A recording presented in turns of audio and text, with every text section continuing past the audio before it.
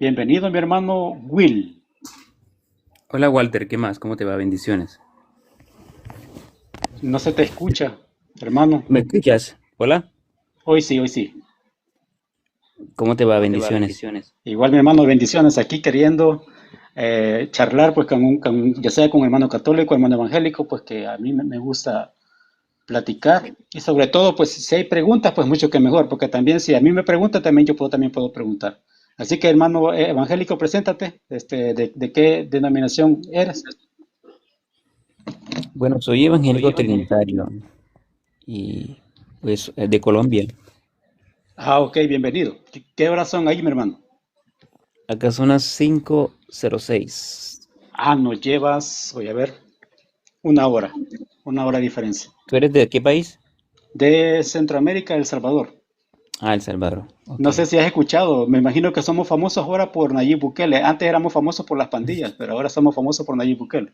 Ok, me imagino que están muy contentos por esa presidencia.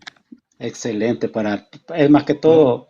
Y no es que no es que vayas a pensar que estamos idolatrando al presidente, pero créeme, gracias a Dios, el mejor presidente de América Latina y a nivel mundial, porque así lo dicen las encuestas, está en El Salvador. Así que bendito sea Dios pues, por ello, ¿verdad? La gloria y honra siempre para Dios. Muchas oraciones de cristianos me imagino que han sido respondidas. Exactamente. El sufrimiento del pueblo salvadoreño fue escuchado, ¿verdad? Así como lo dice la palabra de Dios. Si el pueblo se humillase, pues la palabra se cumple. Así es. Dime, mi hermano, ¿de qué podemos hablar? Ah, bueno, la pregunta que yo te tenía era, lo que pasa es que conversé con con un hermano tuyo católico y me dijo que realmente los católicos son los que tienen mayores, o más bien, tienen la delantera en beneficencias, en ayudar a las demás personas. Entonces, pues yo le dije que no, pero igual me dije no, que los católicos sí. Entonces yo quisiera saber si eso es un concepto general de todos los católicos, porque realmente en la iglesia donde yo asisto ayudamos mucho a la comunidad. Entonces no sé si realmente es un concepto que tienen generalmente los católicos o porque dicen, no, la plata ustedes se la gastan para los pastores se hacen ricos por el diezmo y todo lo demás, pero es un concepto como que muy errado y muy generalizado porque realmente en la iglesia donde yo asisto se ayuda mucho a la comunidad. Ok, gracias, mi hermano, por esa pregunta. Y fíjate que yo no sé si la mayoría de católicos con lo que tú te has encontrado en las redes sociales te van a decir lo mismo. Yo soy de la opinión de que la Iglesia Católica sí tiene sus organizaciones de beneficencia. Tenemos a Cáritas, están también las misioneras de la caridad y muchas otras sociedades, universidades, colegios en el cual se les da beca a los niños, a los jóvenes para que vayan a estudiar. Eh, y en fin, hay una gama amplia con respecto a lo que a lo que es la ayuda de la Iglesia Católica hacia las personas, sean católicos o no sean católicos, porque a mí me consta.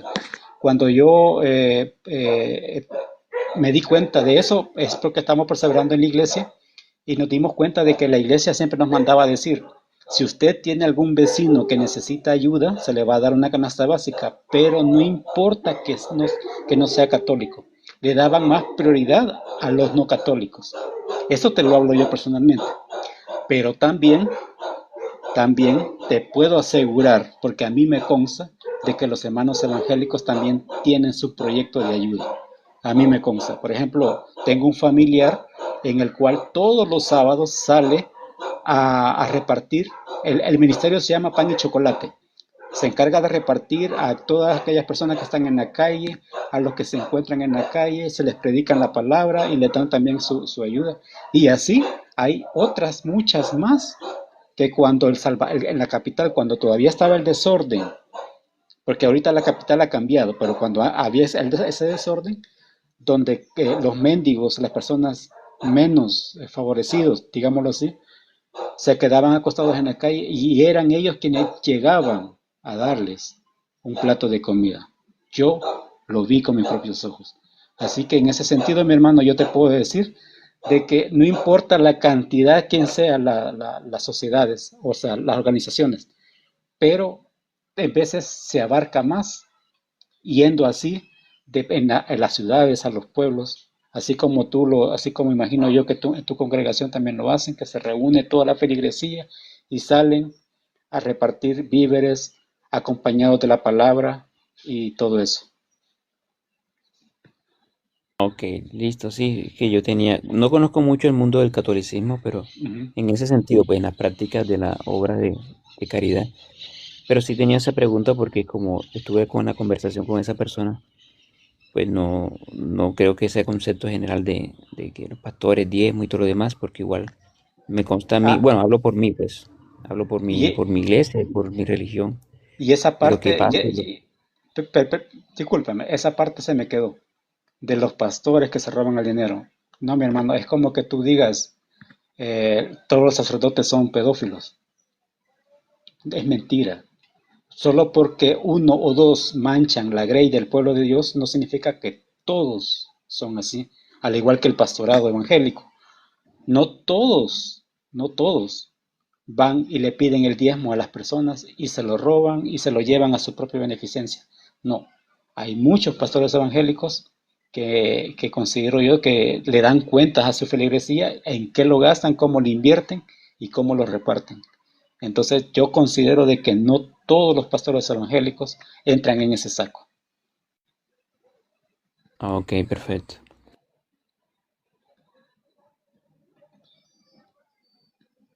No sé si tienes alguna otra pregunta, mi hermano. No, no más que todo esa era mi inquietud. De igual forma, usted dijo que también quería formular una pregunta. Eh, Fíjate que en este caso yo considero de que, bueno, te voy a hacer una pregunta. Tú eres trinitario, me dice, ¿verdad? Eh, Sí. ¿tú, ¿Tú fuiste católico antes o naciste en la iglesia evangélica? Sí, desde pequeño fui criado en la iglesia evangélica. Ah, ok. ¿Y tú conoces algo de la doctrina de la iglesia católica?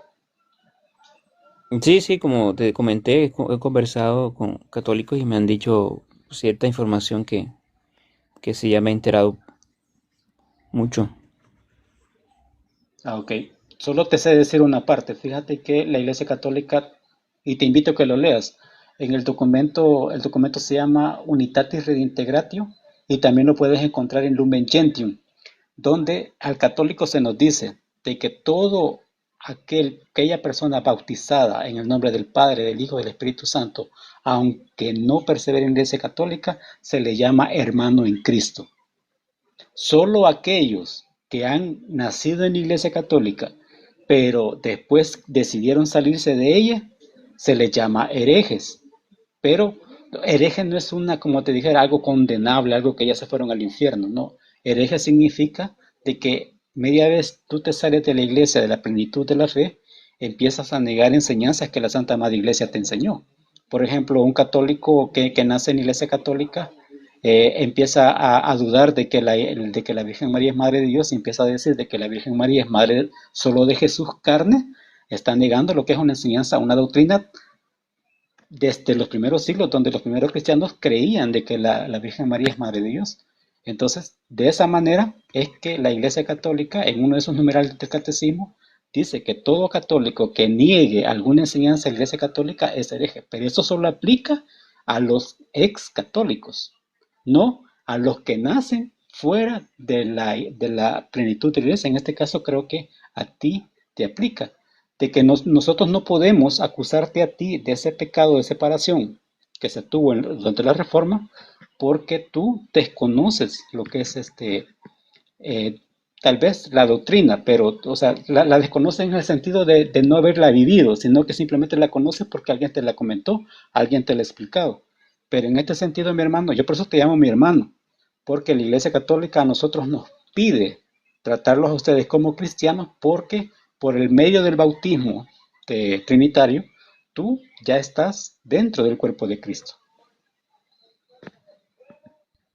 Ah, pero bueno, en ese sentido, pues, ¿cómo se me trataría? Porque yo soy una persona que me gusta compartir mucho el Evangelio de Cristo. Sí, Y hay personas eres, que han sido, Sí, hay personas que han sido católicas y yo, pues, yo le he hablado del Señor y de la verdad de la Biblia y pues se han pasado a ser evangélicos. Entonces, yo siendo partícipe de eso, ¿verdad? ¿Cómo sería la visión del católico hacia mí? Porque yo estoy trayendo personas del catolicismo. Bueno, no es que te dé la cantidad, no, estamos hablando de una cada, cada tiempo, pero ¿cómo se me vería a mí en ese punto de vista? Porque yo estoy trayendo una, por lo menos una persona del catolicismo a ser evangélico. Ok, entonces tendría que yo hacerte unas preguntas. Por ejemplo, ¿tú enseñas que el bautismo de la Iglesia Católica no es válido? Bueno, a ver, es bastante complicado pensarlo de la manera eh, cuando se habla de niño, cuando se habla de bebés. Ahí sí de pronto yo diría, bueno, sí tiene que rebautizarse. Pero cuando está adulto nunca he pensado en esa, que un adulto, por ejemplo, que tenga, supongamos, 20 años, se bautice en la iglesia católica, se convierta a ser evangélico y se rebautice, nunca realmente esa es buena pregunta. Pero sí en el caso de pronto de bebés recién nacidos o bebés que no tienen conciencia de eso, pues sí, pienso que sí, para mí debe bautizarse nuevamente. Ok, entonces sí, entonces en ese sentido, mi hermano, en ese sentido sí estás, como te dijera, atacando lo que es la doctrina de la iglesia, pues porque es algo que en realidad el bautismo de niños ha sido implícitamente bíblico, porque no lo vas a encontrar así como que diga, eh, en la casa del carcelero había un hijo, un niño pequeño se bautizó, aunque ahí dice que se bautizó la familia completa. También hay otro versículo bíblico donde dice que se bautizaron también la casa entera, no sé si en la casa de Lidia. Entonces, cuando la Biblia menciona casas enteras y familias enteras, automáticamente uno dice los niños pequeños también. Ahora, si tú quieres encontrar un testimonio, ya es por escrito, donde dice que la Iglesia Católica empieza a bautizar niños, lo empiezas a encontrar desde el siglo II, antes que se compilara la Biblia en el siglo IV. O sea que es una tradición mucho más antigua que el canon bíblico. Entonces, incluso los de la Reforma Protestante, tanto Lutero, Zwinglio, Calvino, el rey Enrique VIII, todos ellos bautizaron niños, aunque se salieron de la plenitud de la Iglesia Católica. Incluso en el catecismo menor de Lutero, ellos condenan a los que rechazan el bautismo de niños. Entonces, como te digo, empezar a evangelizar a una persona diciéndole que su bautismo de niño no vale, no es válido, no es bíblico, eso es estar mintiendo. Y te lo digo con bastante respeto, mi hermano, pero creo yo que ahí está, ya comenzamos mal en el sentido de la evangelización. Sí, yo entiendo tu sentido en que lo dices, no, no te preocupes. No, bueno, más que todo es por el concepto que tenemos nosotros del bautismo. Ya, el concepto que tenemos nosotros del bautismo es precisamente un reconocimiento público de arrepentimiento y de la nueva fe, nueva vida en Cristo. Entonces, por lo tanto, las personas se bautizaban. Consecuencia de, rara vez, creo que nunca, verás tú un tema de bautismo en la Biblia sin que haya vinculado a la fe. Entonces, siempre la fe la asociamos con el bautismo. Ahora, con respecto a mis hermanos luteranos o de pronto los anglicanos, metodistas, que consideran esa parte, yo pensaría que el sentido que nos une es que creemos que solamente por fe somos salvos. No hay otro mecanismo como el bautismo para salvación. Que bueno, el concepto que ellos tienen de bautismo es para que lo vinculen como parte de la familia, ¿cierto? Como parte es como yo llevar a mi hijo y yo le inculco costumbres, leo la Biblia con ellos y todo lo demás, pero realmente la decisión la debe tomar él personalmente. Entonces, con respecto a la fe, es algo individual. Pero con respecto a los luteranos que hacen eso, es como vincular parte de su iglesia, la familia. Entonces, no le veo, no, no juzgo eso. Juzgaría si ellos verían que el bautismo los salva. Ahí sí diría no, no es bíblico. Ok. Sí, sí, tiene, como te digo, la perspectiva, la cosmovisión evangélica en sí, hay muchos errores. Por ejemplo, y te lo digo pues porque yo, como yo prácticamente paso más activo en Facebook, en veces pongo temas de debate. Por ejemplo, quiénes de mis hermanos evangélicos creen de que de que el bautismo salva y quiénes no? Si tú leyeras todos los comentarios, te quedarías con la boca abierta diciendo, wow, hermanos evangélicos todavía no se han puesto de acuerdo si el bautismo salva o no salva. E incluso también he puesto de aquí, de los que siguen en mi perfil, cuántos hermanos evangélicos bautizan a sus niños y quiénes no. Te sorprendería, mi hermano, ver la diferencia abismal que hay entre ellos, porque hay algunos que dicen que sí, y hay otros que dicen que no. Unos creen en el credo bautismo y otros creen en el paido bautismo.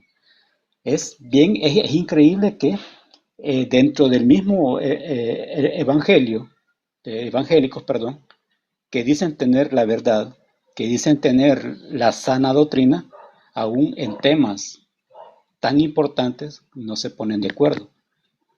Por eso te digo, si tú leyeras, fíjate, y te voy a decir una anécdota que tuve yo con un hermano luterano. Él me dijo, si los hermanos evangélicos conocieran al verdadero Lutero, lo terminaran odiando. Porque Lutero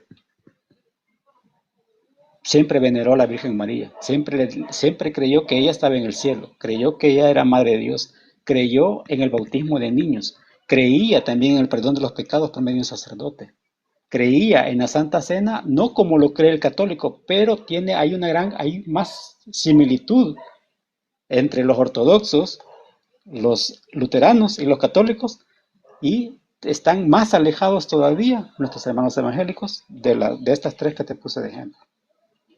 Por eso que me decía el hermano luterano, si en realidad los hermanos evangélicos estudiaran la vida y la doctrina de Lutero, terminaran odiándolo.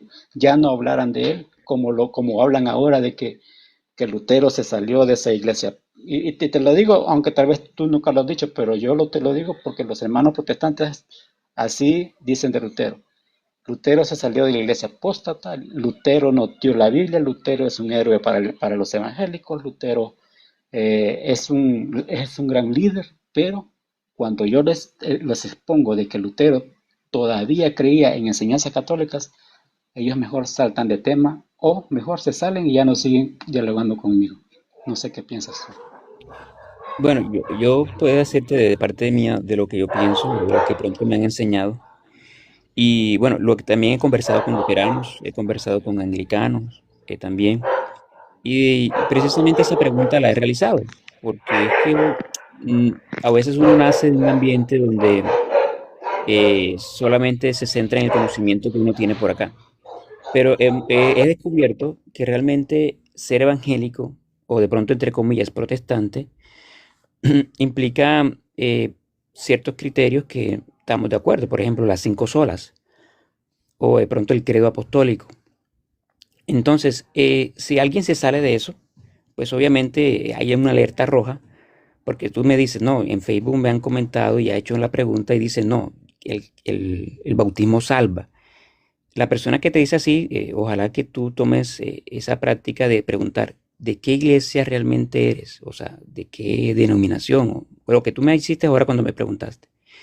¿Por qué? Porque he aprendido de parte de ellos que no creen que el bautismo salva, porque entonces estarían negando la sola fide, una de las cinco solas. Entonces, yo creo en muchas cosas y yo sé, tengo conocimiento de lo que creen los luteranos, y eso a mí no me espanta. Por el contrario, creen lo mismo que yo, pero las prácticas son totalmente distintas. Entonces, ellos no creen que por el bautismo el bebé va a ser salvo. Y ya, no. Ellos creen en la fe, sola fide, solo Deus gloria, solo a Dios se le merece la gloria, sola escritura. Entonces, son principios que nosotros también creemos. Entonces, no le veo la diferencia. Es más, si creemos que el bautismo es algo fundamental, si el bautismo es algo fundamental, yo también te preguntaría a ti, para ti sería fundamental, ya un segundo. Ya. Ok, Y a los sería que se van a unir. fundamental, para ti sería fundamental a ti que la persona participe de la Eucaristía, que un niño participe de la Eucaristía. No sé si tu pregunta va a que si el bautizado, el bebé recién bautizado también debe de comer el cuerpo de Cristo. No sé si por eso va.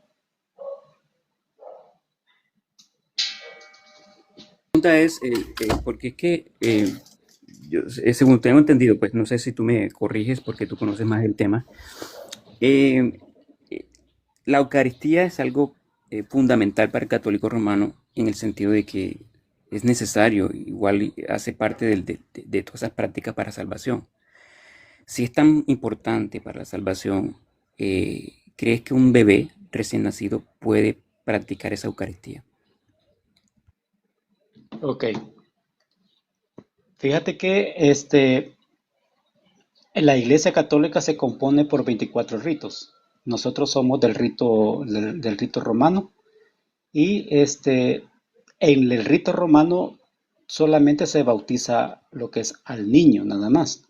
Y cuando se refiere a la Eucaristía, él ya debe de haber pasado por otros sacramentos para llegar a complementar lo que es la Eucaristía, porque el bautismo te abre la puerta de otros sacramentos. Por ejemplo, primero está el bautismo, de ahí está el sacramento de primera comunión, está la confesión y por último la confirmación, que son los que podemos hacerlo como solteros. Ya si el que está haciendo los sacramentos quiere casarse, el sacramento del matrimonio, o quiere dedicarse a lo que es a la vida sacerdotal, es el orden sacerdotal.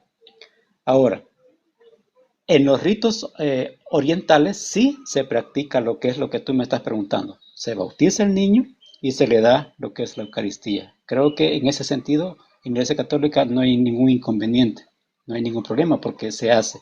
Como te digo, la Iglesia Católica se compone por 24 ritos. Con respecto a bueno, yo creo ya te di la respuesta, ¿verdad? Que ¿por qué decimos que los sacramentos son esenciales? El bautismo, la primera comunión, la confesión, la confirmación, el matrimonio, el orden sacerdotal, la unción de los enfermos, es porque Jesucristo mismo lo instituyó y esos imprimen gracia a quienes los recibimos. Entonces, si Jesucristo los instituyó, nosotros tenemos que perseverar en ellos para tener una vida de gracia. Porque el católico, y cualquier católico te lo va a decir, nosotros no somos de los cristianos que decimos, acepto a Cristo como mi como único y suficiente salvador personal y ya me creo salvo.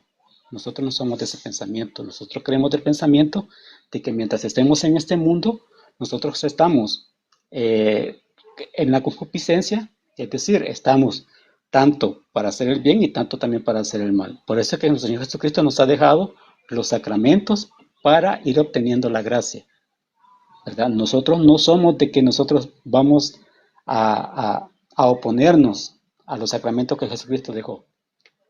En este caso, pues como tú eres evangélico, pero aceptas también las 5 solas de Lutero, considero yo pues de que ahí sí los hermanos evangélicos fallan y por eso que te pongo ese ejemplo, de que los hermanos evangélicos ni tan siquiera en el tema de bautismo se ponen de acuerdo. Bueno, sí, es que de hecho te hice esa pregunta por lo que tú habías dicho. Porque para nosotros, para el luterano y para nosotros, el bautismo nos salva. En cambio, que para ustedes la Eucaristía es forma de hallar esa gracia para la salvación. Entonces, creo que ustedes la tienen más complicada. ¿En qué sentido? Porque si es tan indispensable para salvación, ¿por qué no tiene derecho un bebé a hacerla? ¿Y por qué los orientales sí la hacen? Entonces ves que la diferencia de salvación, para nosotros no tenemos complicación porque para nosotros no es necesario para salvación, para ustedes sí. Y de hecho, esa diferencia, ¿verdad? Se nota y se ve, y sobre todo muy radical porque estamos hablando de temas de salvación. Entonces, no veo por qué esa crítica que se hace al protestante, decir que porque tenemos diferentes conceptos de bautismo, ya tenemos división o diferencias, cuando ustedes tiene una diferencia muy fundamental sobre salvación, que es en la Eucaristía. Ahora tú me dirás, no, es por grado. Primero empezamos con el bautismo abre puertas o iniciación para que más adelante, a los 7 años, 6 años, se tome la Eucaristía. Ese término de años no es bíblico, en primer lugar. Segundo, porque estamos hablando de salvación, algo muy importante. Segundo, si lo toman por edad, yo te podría decir también lo mismo. El bautismo también tiene su edad. O sea, si yo supiera que es para salvación, si para mí es para salvación un ejemplo como protestante, estaríamos tú y yo iguales. Porque estamos tomando algo de salvación, pero lo estamos determinando a cierta edad. ¿Por qué? Porque para mí el bautismo se ejecuta cuando una persona es consciente por fe, porque a cierta edad. Ustedes, a cierta edad, por ser consciente del cuerpo de Cristo, tienen que tener cierta edad. Entonces estamos totalmente iguales, pero ustedes tienen mucha más responsabilidad con respecto a ese tema con división, porque estamos hablando de un tema esencial para salvación. Para nosotros el bautismo no es esencial para salvación. Ok, pero como te digo, son cuestiones debatibles, pero el católico lo tiene seguro, pues porque como nosotros tenemos un magisterio en el cual si existe una duda, si existe algo que como que contradice lo que nos están enseñando, nosotros vamos a lo que creían los primeros cristianos. Y en este caso, pues los primeros cristianos, tanto como Tertuliano, San Irineo de Lyon, quienes escriben del bautismo de niños, que es para salvación, entonces nosotros estamos seguros de que el bautismo, el recibido de niños, también nos salva, ¿verdad? Pero eso, como te digo yo, no implica caer en la soberbia de decir, bueno, como yo ya estoy bautizado, haga lo que haga, bueno o malo, yo siempre voy a ser salvo. Porque acuérdate lo que dice la carta de Santiago, que, perdón, no, lo que dice, se me olvida el Evangelio, pero dice que con solo decir Señor, Señor, no nos salvaremos, ¿verdad? Así que considero yo pues de que son temas en el cual, como yo como católico, y cualquier católico te lo va a decir, es un sacramento y no son niveles, simplemente son procesos en el cual un católico debe de pasar para poder llegar a obtener la gracia santificante que solamente Jesús, por medio de los sacramentos, nos lo da a quienes nosotros vamos y acudimos a buscarlo, ¿verdad?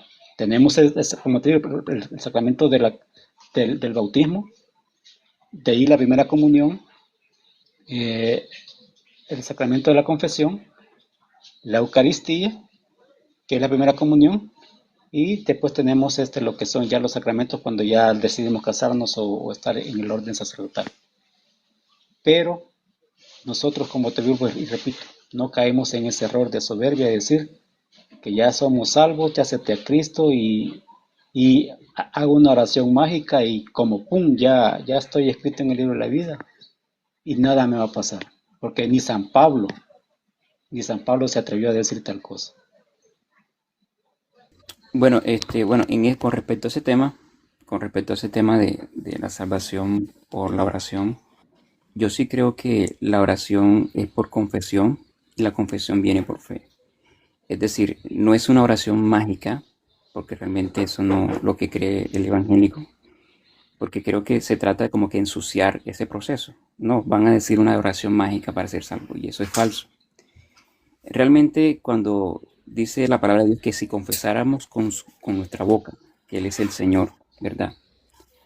Entonces Él promete con respecto a eso la salvación. ¿Por qué? Por medio de la fe. Aquí no se está evaluando una oración, se está evaluando es la fe. Obviamente la persona que hace esa oración no la hace por obligación, no la hace porque realmente cree que es una oración mágica. Lo hace porque ya tiene fe y está convencida de un evangelio. Por lo tanto, proclama y confiesa con su corazón. Obviamente esta fe o esa confesión o esa fe que tiene no debe ser una fe muerta, es una fe viva. ¿En qué sentido? Porque nosotros no creemos simplemente que ya seremos salvos porque tenemos una oración mágica. Lo hacemos por convicción. Dice que si creyeres con todo tu corazón.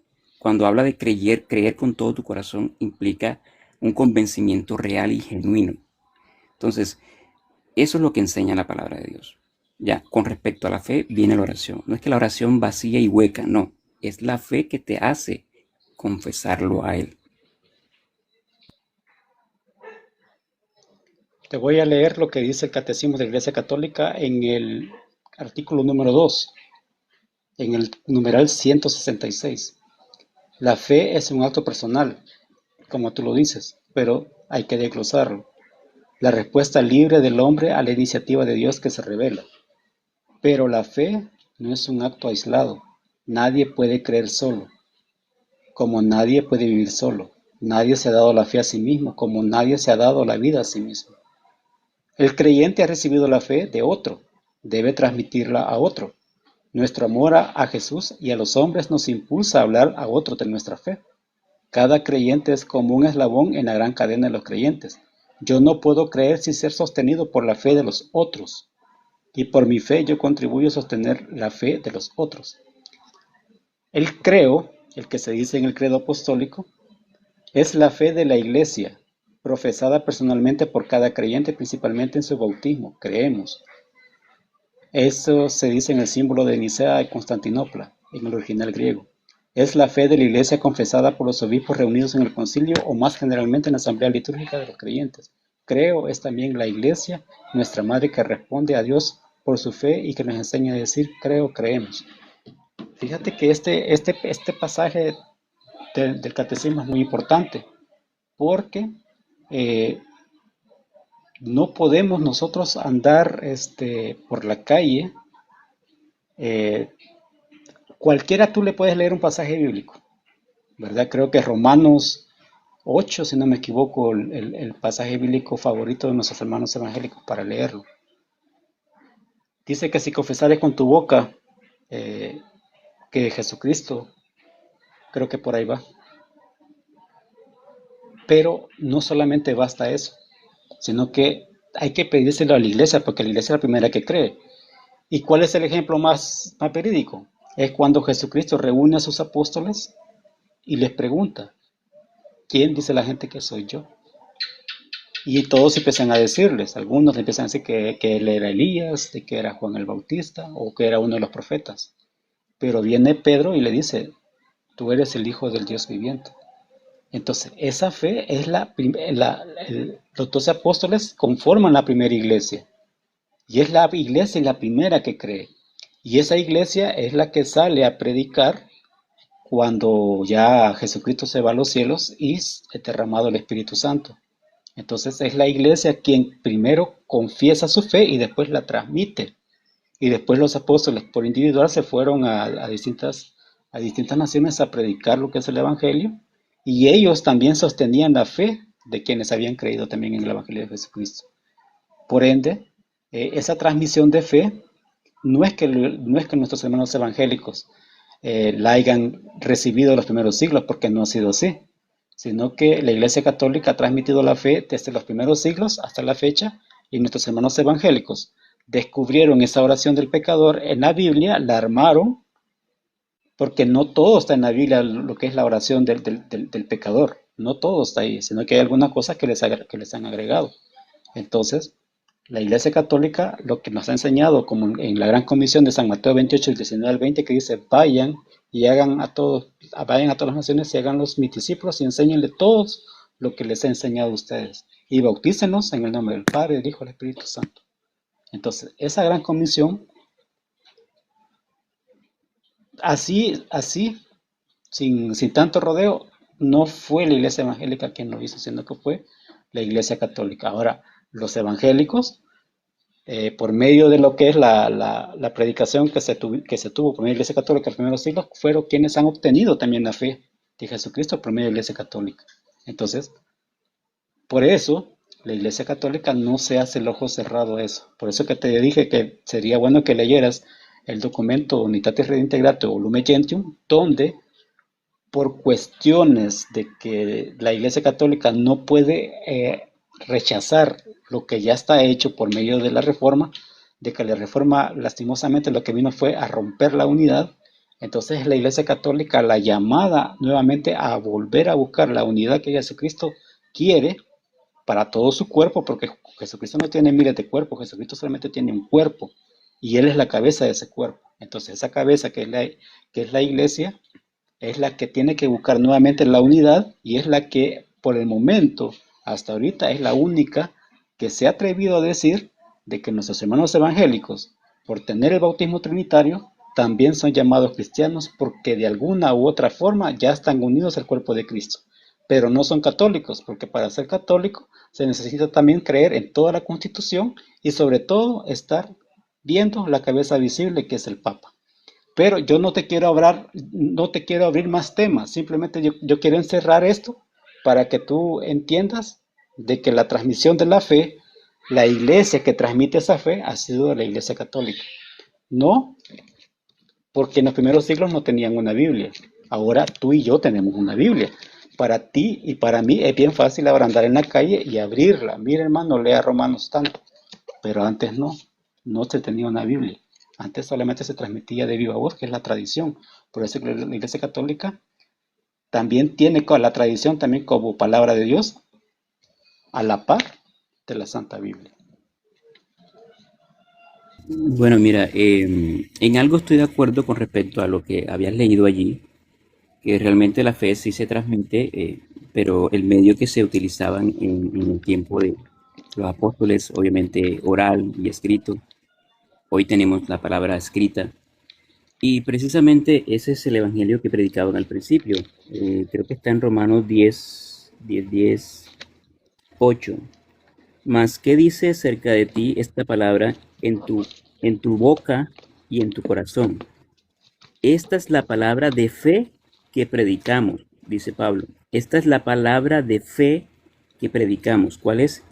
Que si confesares con tu boca que Jesús es el Señor, y si creyeres en tu corazón que Dios lo levantó de los muertos, serás salvo. Porque con el corazón se cree para justicia, pero con la boca se confiesa para salvación. Aquí estamos mezclando dos cosas. Estamos mezclando la fe con el corazón y la confesión con la boca. Obviamente, la predicación se da. Incluso dice la Biblia que cuando le decían a Jesucristo, dile que se callen, porque estaban diciéndole rey y lo proclamaban rey y todo el cuento. Le decían que se callara, que la gente se callara. Jesucristo le dijo, si los mando a callar, aún las piedras hablarán. Entonces, esa predicación obviamente fue oral. El medio por el cual me llegó a mí el Evangelio, que fue por mi mamá, se lo agradezco a Dios porque el Evangelio me llegó, ¿sí? Entonces, tú dices que fue la Iglesia Católica, desconozco realmente los puntos claves que tú dices, mencionas, pero a mí no me interesa realmente, no quiero ser grosero con eso, no me interesa realmente esa historia de cómo me llegó, sino qué me llegó, qué es lo que me llegó. No me interesa realmente lo que está escrito en el catecismo para yo entender, porque realmente me llegó un mensaje, ¿sí?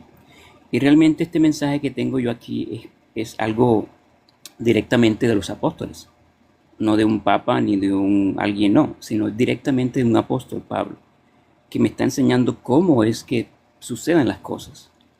Ya, entonces, esto está claro aquí, o sea, yo no necesito un catecismo de historia de 2000 años para que me haga entender que efectivamente hay que creer con el corazón y que lo debemos confesar.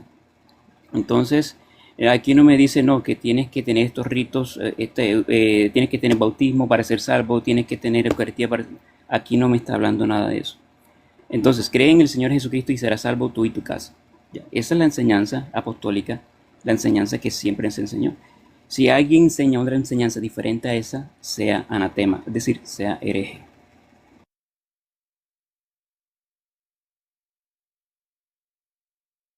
Está silenciado, no sé, no te escucho. Gracias, gracias. Hoy sí, me escucha.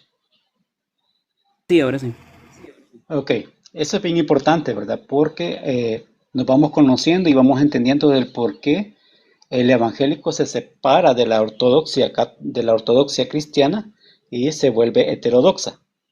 ¿Por qué? La ortodoxia es lo que se enseñó desde los primeros siglos y la heterodoxia es que tal vez yo entiendo el versículo bíblico a mi manera, pero tal vez no como lo creyeron los primeros cristianos. Ahora bien,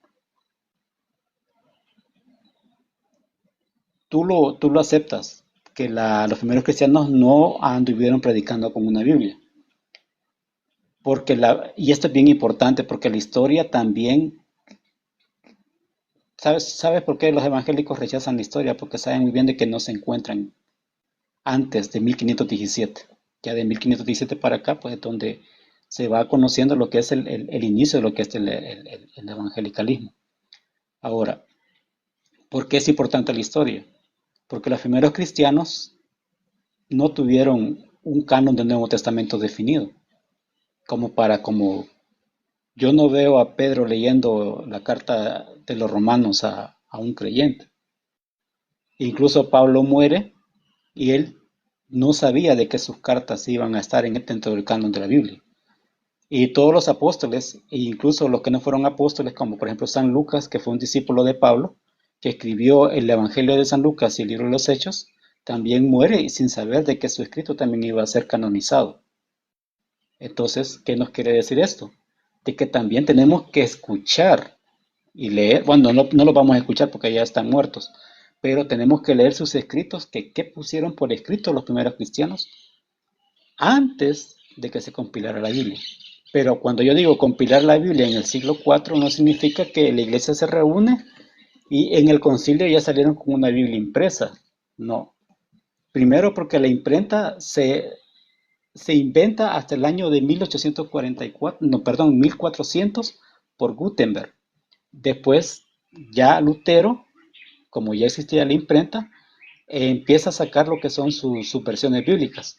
La versión del oso, la del cántaro y otras, en el cual ya pusieron con papel lo que son los libros de la Biblia. Pero antes de que la imprenta existiera, quienes transcribían por escrito a mano eran monjes católicos. No existían los hermanos evangélicos. ¿Por qué tú dices, no me interesa? Obviamente no te interesa porque sabes muy bien de que si tú lees toda la historia, cómo se evangelizó en los primeros siglos, caerías en cuenta de que no es lo mismo como se predican ahora en las calles. Como tú ves ahora mucho hermano evangélico que sale con sus megáfonos, con su Biblia bajo en brazo, con su micrófono. No, nunca se evangelizó de esa manera. ¿Cómo los primeros creyentes iban salvándose? Lo lees en Hechos 2:42, que dice que cuando Jesucristo, todos los que iban a ser salvos los añadía a su iglesia. Y esa iglesia se reunía a escuchar, no, no a estudiar, a escuchar el testimonio de los apóstoles y a la fracción del pan. Entonces, ¿qué es lo que te da esa idea a ti?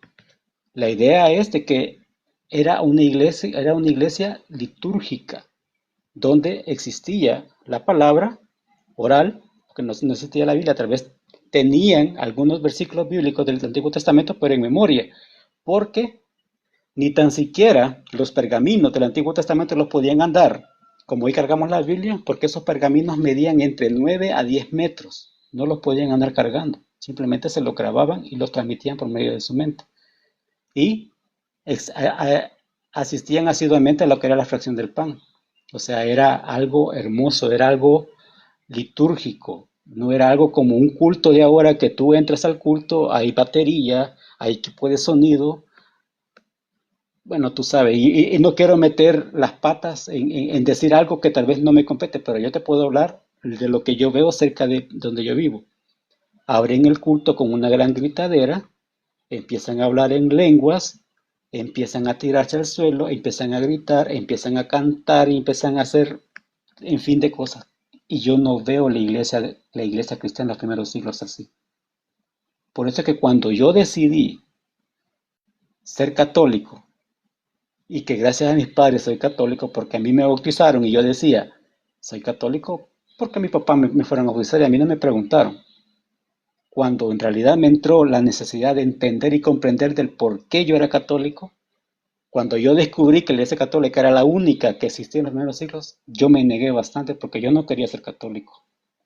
Porque habían tantas críticas a la Iglesia Católica que yo llegué a creerlas. Que por qué la Iglesia Católica tiene imágenes, son diabólicas, son del diablo, son idolatría, que por qué los católicos creen de que Jesucristo se quedó en un pedazo de pan, si eso es del demonio, eso es algo que el mismo Satán, el mismo diablo, a mí me llegaron a contaminar tanto que yo llegué a negar a la Iglesia Católica. Cuando yo estudié y escuché la palabra patrística, yo dije, ¿qué es eso? ¿Qué es patrística? El primero que me pusieron ahí estudia San Ignacio de Antioquía. ¿Y quién era San Ignacio de Antioquía? Si no está ni en la Biblia. Yo quería saber algo de la Biblia, no, pero para entender la Biblia tú tienes que saber quiénes dijeron que esto era palabra de Dios. Entonces tenía que escuchar y leer a los primeros cristianos. San Ignacio de Antioquía.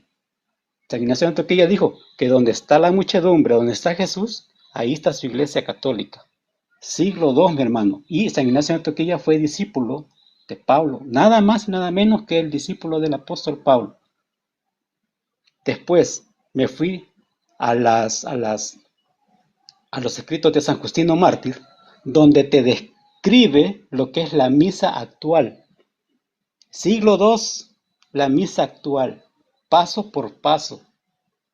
Yo dije, Dios mío, esta es la iglesia verdadera en la que yo estoy y yo no creía. Por eso es que yo me he metido, mi hermano, a esto de las redes. Porque tal vez a ti no te voy a hacer creer lo que yo creo, pero por lo menos te voy a dar, no sé, tal vez sembrarte la duda, a que por lo menos te des la oportunidad de averiguar. Aunque tú digas, yo no necesito de un catecismo, yo no necesito de los padres de la iglesia, yo no necesito saber de historia, pero te es necesario, mi hermano. De veras que es necesario. Porque yo me interesa de que tú te salves, ¿verdad? Porque tú tienes un corazón tal vez no de discusión. Estamos hablando tranquilo, tú te has dado cuenta. No es necesidad que estemos discutiendo para que yo te imponga a ti y tú me impongas a mí. A mí me interesa tu salvación. Me interesa mucho, porque yo sé, cuando tú dices que tú vas a buscar católicos para convertirlos al evangelismo, yo sé que tú lo haces de buena fe. Yo sé que tú los quieres salvar, pero no es la manera en la que tú lo estás haciendo bien. No te he conocido, pero como tú ya me dijiste que niegas algunas cosas, que por ejemplo niegas la historia, de que no te interesa el catecismo, entonces te hace falta bastante estudiar, mucho. No es necesario saber solo Biblia, ¿verdad? Eso es lo que te ha enseñado las cinco solas, la sola escritura, eso te enseña y estás obligado a creerlo. Necesariamente estás obligado a creerlo.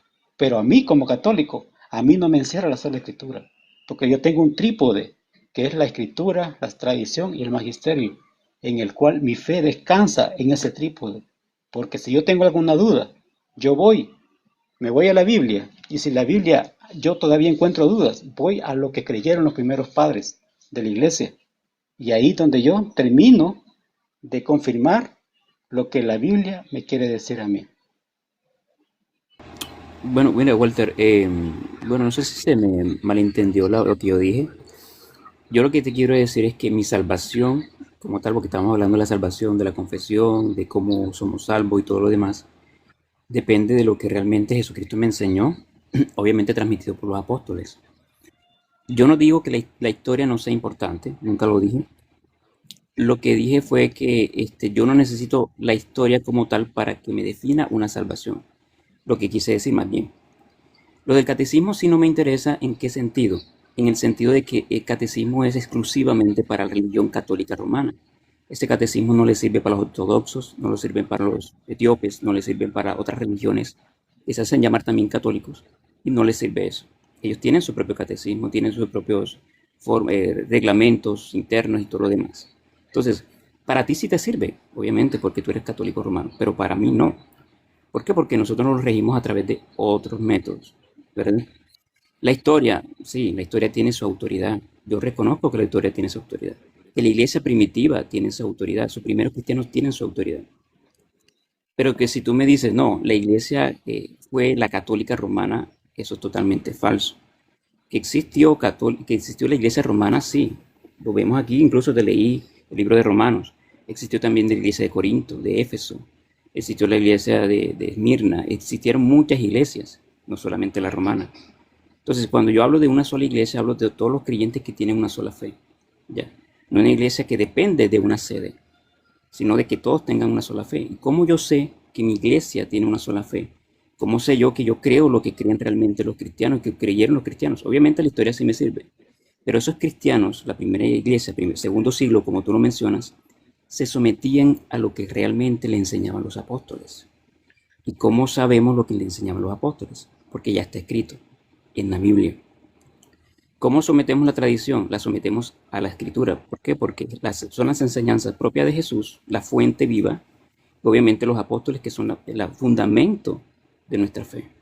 Entonces, si un padre de la iglesia del siglo II dice algo en contra o contrario a lo que enseñaron los apóstoles, por mucho que sea del segundo siglo o del tercer siglo, no le voy a creer, porque está en contra del fundamento apostólico. Entonces, no me interesa, como te digo, no, en esa parte no me interesa la historia siempre y cuando ella se base y se soporte bajo la sola escritura. ¿Ya?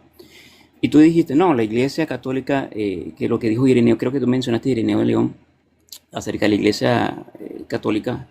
Obviamente yo creo que existe una iglesia católica en el sentido de católico, no en el sentido nominal, como decir yo pertenezco a una iglesia católica romana, no, ese es el nombre. Pero en sí la católica es que la verdad o el evangelio esté esparcido por todo el universo, en este caso un universo exagerado, pero estamos hablando del mundo, y predicar el evangelio a toda criatura. Entonces, eso se llama catolicidad. Y si el evangelio hoy llegó a mis oídos, es porque ese evangelio fue católico. Ese evangelio me llegó a mis oídos, es porque el evangelio es mundial, ¿sí? Una verdad universal. No es porque existe una institución de cuatro paredes, una institución de un magisterio que se llame católico, ¿ya? Porque si yo me quiero robar un nombre, pues róbeselo. Si yo me quiero robar el nombre evangélico, pues róbeselo. Pero el sentido es evangélico, el sentido es católico, el sentido es una verdad que es una sola que predicó Cristo Jesús. Entonces, a eso voy, o sea, no quiero que de pronto malinterpretes cuando yo te dije que no me interesa la historia con respecto a la salvación. La historia se tiene que someter a la Biblia. Si algún padre de la iglesia, alguna persona no cree lo que el fundamento apostólico, sea anatema, como lo dijo Pablo. Ok, sí. Y vamos a ir cerrando lo que es el diálogo para poder subir yo otros. Te voy a dar la oportunidad para que hables otro momento y después hacemos lo que es el cierre. Fíjate que yo creo que tú crees en los 27 libros del Nuevo Testamento. Ahora, ¿por qué la Iglesia Católica tomó lo que son los 27 libros del Nuevo Testamento y no más y no menos? Quiero hacerte esa pregunta. Tal vez tú me la puedas responder. ¿Por qué la Iglesia Católica solo tomó 27 libros? ¿Por qué no fueron más o por qué no fueron menos? Yo te puedo hablar, yo te puedo hablar acerca de la Iglesia Católica en el sentido universal. No te puedo hablar de la Iglesia Católica la que tú estás creyendo ahora en este momento. Porque tú estás haciendo un anacronismo, es decir, enviando tu iglesia ahora de 2026, trasladas directamente como si fuese la misma del primer siglo. Y eso es falso, totalmente falso. ¿Por qué? Porque hay creencias que obviamente no lo tuvo los primeros padres de la iglesia, como Asunción de María, perpetua virginidad, todo ese tema, ¿ya? Entonces, eh, obviamente existe los cristianos, la primera iglesia comenzó a analizar los libros, mirar, ¿por qué? Uno de los criterios es cuáles son los libros que más se utilizaban, ¿ya? ¿Cuáles son los libros que se utilizaban para leer doctrina o para hacer doctrina dentro de la iglesia, que son fundamentales? La Biblia siempre fue un desarrollo. Creo que tú sabes que realmente un canon se cerró ya prácticamente siglos después, creo que el siglo XIV, no me acuerdo exactamente en el concilio de Trento, pero siempre fue un desarrollo, porque si fuese un solo canon, todas las iglesias ortodoxas, coptas y las demás iglesias tuviesen la misma Biblia que tienen ahora los católicos romanos, pero no. Muchos tienen Macabeos 3, Macabeos 4, otros tienen una cantidad de libros, pero muchas iglesias tienen diferentes libros. La protestante tiene 66. Entonces, si te das cuenta, del primer siglo hasta la fecha de hoy, siempre hubo un desarrollo de libros, no siempre hubo un canon cerrado. ¿Ya? ¿Lo cerraron ustedes? Sí, para la Iglesia Católica Romana. Eso no implica que para toda la Iglesia Universal haga parte de eso. Ahora, ¿quiénes fueron? Fueron, por lo menos, los primeros indicios fue de Atanasio. Atanasio sin necesidad de una autoridad papal, ni autoridad de Roma, ni nada de eso, siempre hizo su lectura e hizo que existiera esos 27 libros y los puso a través de una lista. Obviamente concuerda, y como el protestante tiene un sentido crítico, a diferencia del católico romano, que depende de una cabeza que es el Papa, que si el Papa dice sí o no, o el magisterio sí o no, el protestante tiene un sentido crítico y coincide con Atanasio, por coincidencia. No es porque me toca aceptar lo que la Iglesia Católica Romana dijo, entonces los protestantes aceptaron el libro. Eso es falso, porque nosotros tenemos un sentido crítico propio, ¿verdad? Basado en la escritura de cuáles son los 27 libros. No, concuerda efectivamente. 27. Escritura, la misma escritura, otro criterio, que lo utilizaron los primeros padres de la iglesia, primeras iglesias, perdón. Tercero, que sean de primer siglo, porque date cuenta que ningún escrito de la Biblia se pasa del segundo siglo. Entonces son varios criterios que tiene y que son críticos, son personas expertas para hacer eso, ¿verdad? Y precisamente por eso hoy tengo 27 libros. Ok. Sinceramente, pues no respondiste la pregunta. La Iglesia Católica recibe de la tradición apostólica que los 27 libros que la Iglesia Católica agrega al que ya existía, que era la Septuaginta, el canon griego, lo une y se conforman lo que son los 73 libros, lista oficial que leían los primeros cristianos. Ahora, tú me pones de ejemplo los ortodoxos, sí, pero los ortodoxos no están en comunión con la Iglesia Católica, por algo están en cisma. Al igual, los hermanos evangélicos tienen 66 libros, pero igual, en Trento no se cierra lo que es el canon de la Biblia. En Trento lo que es reafirmar lo que la Iglesia define en el siglo IV y en los posteriores concilios, en el cual se definen los 73 libros y se confirman de esa manera. No es que se cierra, simplemente se confirma, ya que Lutero intentó eliminar no solamente los 7 libros mal llamados deuterocanónicos, sino que también intentó sacar el libro de Apocalipsis, la carta de los Hebreos, la carta de Santiago, y si no me equivoco, las cartas de Pedro. Entonces, por esa iniciativa reformada que tuvieron de querer eliminar esos libros fue que se saca lo que es la lista oficial, pero no de una forma que se cierra aquí, no, la iglesia que simplemente confirma en Trento. Ahora, Lutero no logró sacar los 7 libros, simplemente los puso en un apéndice, ¿verdad? Como libros de lectura puso él ahí. Fueron las sociedades bíblicas hasta el año de 1825 o 1826 quienes por falta de donación, por falta de dinero y por presiones también de las sociedades, o sea, de todas las comunidades evangélicas que estaban en ese entonces donando, fue que eliminaron los libros deuterocanónicos. No es que haya existido un concilio de Yagna, porque ese concilio de Yagna nunca existió, simplemente fue una idea que tuvieron algunos eruditos protestantes de querer decir de que ya existía una lista en el cual en los primeros siglos se rechazaban los libros deuterocanónicos. Eso es mentira. Al igual lo que dice aquí el hermano Yarel II, la pentarquía, porque tú decías de que la Iglesia Católica no es la misma que existía hasta la fecha, sino que existía una pentarquía de un grupo de iglesias en aquel entonces. La pentarquía ya fue refutada, también fue un invento, eso nunca existió. Entonces, caemos en ese error, mi hermano. Por eso te digo, hay que saber entender lo que es la historia para poder llegar a comprender en qué estoy, en dónde estoy parado. Porque la salvación no es un juego, la salvación no es algo que yo digo, bueno, a mí no me interesan esos libros, al fin y al cabo a mí lo que me interesa es la Biblia. Pues sí, pero la Biblia también, como tú lo reconoces, fue algo que se fue formando según el tiempo, porque tú dices, San Atanasio la formó sin necesidad de una iglesia, sí, pero San Atanasio es católico, por eso es que tiene el apócope San, porque es un santo de la iglesia católica, al igual que Marción también tuvo también su lista, que era el Antiguo Testamento, porque él rechazó el Nuevo Testamento, o no, perdón, creo que él rechazó el Antiguo Testamento, o sea, habían listas, pero ninguna oficial, sino que fue la Iglesia Católica, por inspiración del Espíritu Santo, que define qué libros deberían estar dentro de la Biblia. Porque en las primeras comunidades se leían las cartas de San Ignacio, las cartas de San Clemente, la Didaché, el primer catecismo de los apóstoles. Por alguna otra razón no entraron. Solamente Dios sabe por qué no entraron. Simplemente la Iglesia dijo estos 27 libros nada más. Nada más y nada menos. Entonces, la autoridad Esa autoridad infalible de la iglesia asistida por el Espíritu Santo, sí tuvo la infalibilidad para definir la palabra de Dios en la cual muchos evangélicos descansan, porque para ellos, para ustedes es palabra de Dios, entonces todo lo que define la iglesia católica en doctrina y fe, porque San Pedro recibió la llave de atar y desatar, esa iglesia es la que yo pertenezco y miles pertenecemos, porque es la única iglesia en el mundo que puede dirigirnos hacia el camino correcto, hacia la fe recta, sin desviarnos y sin equivocarnos. Y te doy ya el último espacio para que vayamos cerrando lo que es esta plática. Bueno, sí, pero Walter, te iba a pedir una cosa. O sea, yo la de la pentarquía, yo había escuchado mucho de la pentarquía, pero tú dices que según eruditos actuales lo niegan.